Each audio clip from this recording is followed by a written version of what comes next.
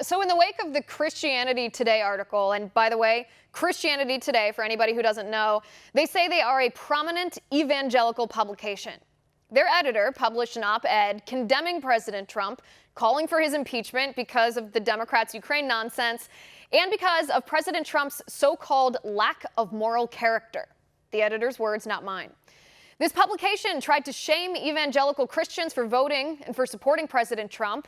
And a lot of people, a lot of Christians, have been wondering in the wake of this article, as a Christian, can I support President Trump? As a Christian, can I vote for President Trump? And so tonight, let's break this down.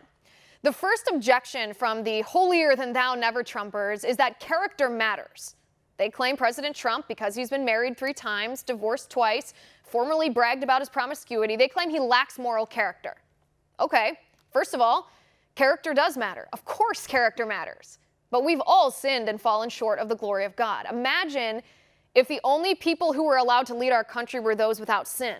I mean, Congress would be pretty empty.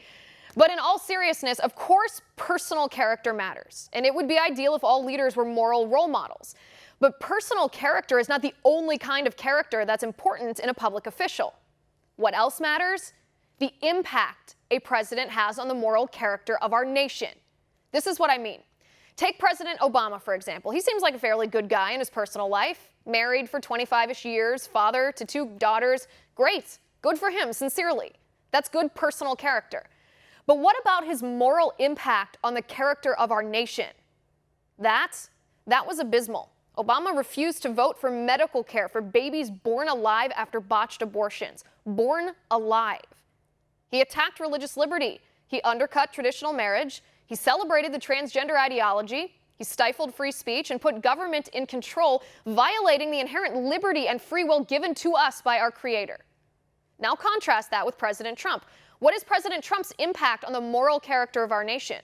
He's the most pro-life president in our nation's history. He's keeping at least some taxpayer money away from Planned Parenthood. He's appointed 2 pro-life constitutional justices to the United States Supreme Court. He's lowered taxes, protected religious liberty, and people like Jack Phillips, who were targeted by anti-Christian zealots.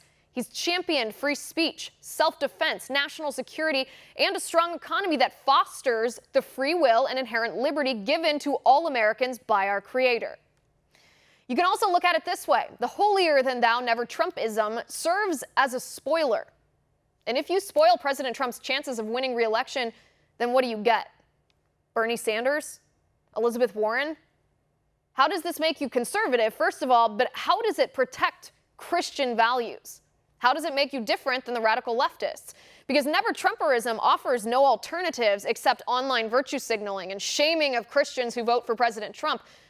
So what would they have instead? A radical leftist championing 1 million abortions a year?